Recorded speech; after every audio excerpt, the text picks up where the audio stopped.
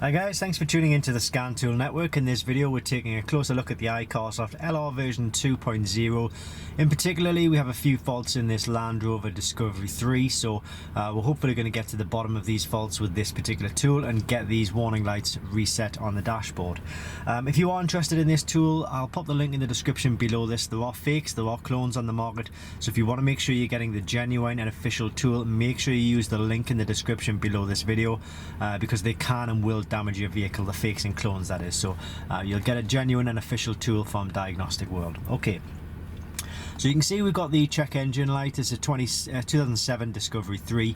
Got a check engine light, an ABS warning light, brake light, and the traction light. Is that the traction light? I believe it is, yes. Traction light and the airbag light on the dashboard there. I've also got the fuel light, but that's another issue entirely. Okay, so what we're going to do is we're going to select our vehicle first of all. So we're just going to click into Diagnostics and we're going to select the Land Rover option.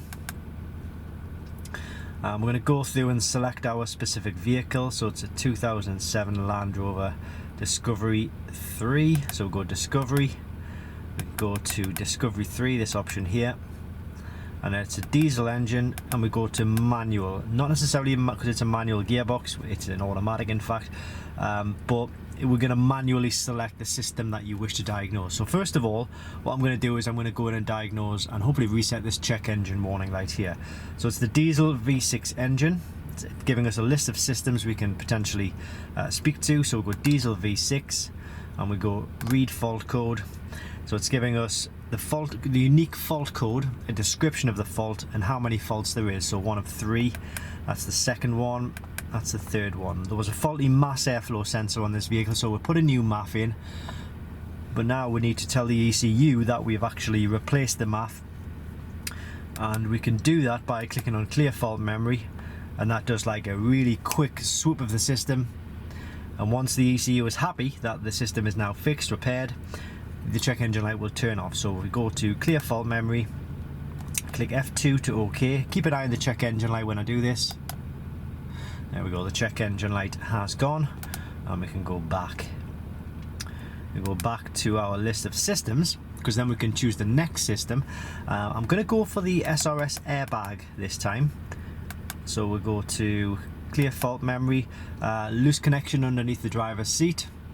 Now being put back together. This fault was simulated. Some of the faults we do have to simulate in order to show how the tool works and how the warning light systems work. So the fault was simulated. So we basically unscrewed the connection underneath the passenger seat. And these are the codes we were getting actually. So we go to clear fault memory, F2 to OK. Keep an eye on the airbag light. Airbag light can sometimes be a bit funny depending on the vehicle. Sometimes it can go off entirely, or sometimes it can flash, stay on, and then it'll turn off when you actually reset the vehicle. But in this case it's gone off completely, which is a good sign. So that's now sorted, and the only one left is the ABS system and the brake and the traction control. So we'll go to ABS, go to read fault code, front right wheel speed sensor, and it's got the C1894 fault. So new ABS sensor put in there, and we go to clear fault memory. This one might be a bit different. This one may allow us to clear the faults on here, but the faults may well stay on the dashboard there. So if we go to F2 for OK, erasing the faults, erase operation done. So we can go in, read the fault. It's telling us there's no fault, but the warning lights, as I say, are still on the screen. Now remember what I said earlier, it can take for just a total reset to get rid of those warning lights. So what I'm going to do now is I'm just going to simply turn the engine off and then start it all again. Start the engine, and there we see the warning lights have all gone off. Yeah, and that's it. That's all thanks to the iCarsoft LR version 2.0. So it does cover a wide range of vehicles. It covers a wide range of service functions as well.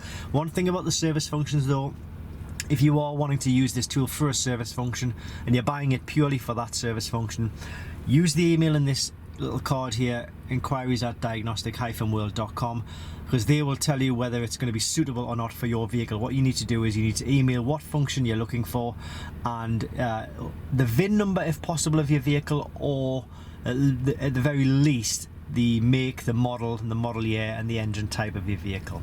Okay, but as I say, it is available at Diagnostic World, www.diagnostic-world.com. I will pop a link to this kit in the description below this video, because remember, fakes and clones do exist. So if you want to make sure you're getting a genuine and official tool, use the links in the description below this video. Thank you very much for watching, and I hope this helps.